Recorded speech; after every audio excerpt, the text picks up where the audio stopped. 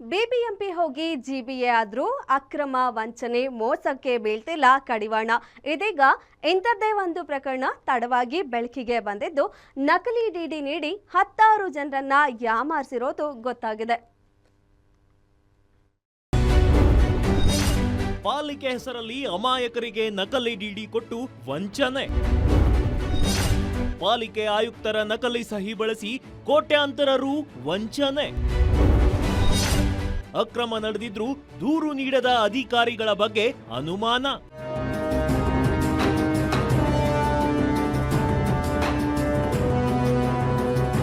ಬೃಹತ್ತಾಕಾರವಾಗಿ ಬೆಳೆದಿರೋ ಬೆಂಗಳೂರಿನಲ್ಲಿ ಸಮಸ್ಯೆ ಆದಷ್ಟು ಬೇಗ ಪರಿಹಾರ ಆಗೋದಿಲ್ಲ.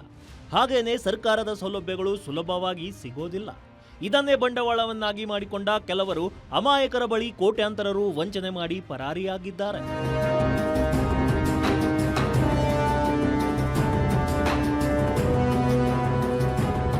ಹೌದು, ಪಾಲಿಕೆಯಿಂದ ಅನುದಾನ ನೀಡ್ತೀವಿ.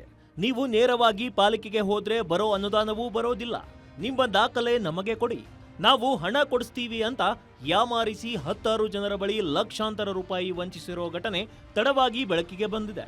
ಪಾಲಿಕೆಯಿಂದ 3 ಲಕ್ಷ ಅನುದಾನ ಬೇಕು ಅಂದ್ರೆ ನೀವು 50,000 ಹಣ ಕೊಡಿ.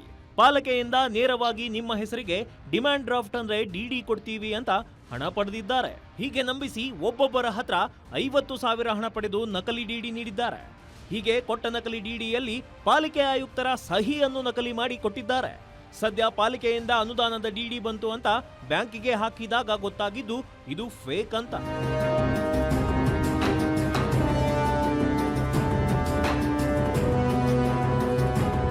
ಪಾಲಿಕೆಯಿಂದ ಯಾವ ರೀತಿ ಡಿಡಿ ನೀಡುತ್ತಾರೋ ಅದೇ ಮಾದರಿಯಲ್ಲಿ ನಕಲಿ ಡಿಡಿಯನ್ನ ಅಮಾಯಕರಿಗೆ ನೀಡಿದ್ದಾರೆ ವಂಚಕರು.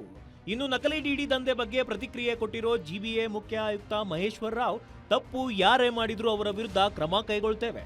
ಹಾಗೇನೆ ಮೋಸ ಹೋದವರಿಗೆ ನಮ್ಮ ಕಡೆಯಿಂದ ಯಾವ ಸಹಾಯ ಬೇಕೋ ಅದನ್ನು ಮಾಡ್ತೀವಿ ಅಂತ ಹೇಳ್ತಿದ್ದಾರೆ. ಅವರು ಫೇಕ್ ಡಿಡಿಸ್ ಹೇಳಿದ ಪ್ರಕಾರ ಏನಾದರೂ ಬಂದಿದ್ರೆ ಇಟ್ ಇಸ್ ಕ್ರಿಮಿನಲ್ ಒಫೆನ್ಸ್. ಅದಕ್ಕೆ ಸಂಬಂಧಪಟ್ಟವರು ಕೋರ್ಟಿಗೆ ಹೋಗಿ ಅವರು ಕೇಸ್ ಫೈಲ್ ಮಾಡಬೇಕು. ನಾವು ಖಂಡಿತ ಅವ್ರನ್ನ ಸಪೋರ್ಟ್ ಮಾಡ್ತೀವಿ. ಏನಾದರೂ ನಮ್ಮ ಕಡೆಯಿಂದ ಮಾಹಿತಿ ಬೇಕಾದರೆ ಖಂಡಿತ ಕೊಡ್ತೀವಿ. ಎಲ್ಲ ಫೋರ್ಜಿಂಗ್ ಮಾಡಿದರೆ ಇದು ಜನರು ನಂಬಬಾರ್ದು. ಈ ಥರ ಇಷ್ಟು ದುಡ್ಡು ಯಾವ ಆಧಾರದ ಮೇಲೆ ಕೊಡ್ತಾರೆ ಏನು ಗೊತ್ತಾಗದೆ ಈ ಥರ ಕೊಟ್ಬಿಟ್ರೆ ಜನರು ಸ್ವಲ್ಪ ಇದು ಇರಬೇಕು, ಅವರಿಗೆ ಮಾಹಿತಿ ಇರಬೇಕು. ಅವ್ರು ಈ ಥರ ಬೀಳಬಾರ್ದು ಈ ಥರ ಸ್ಕೀಮ್ಸಿಗೆ.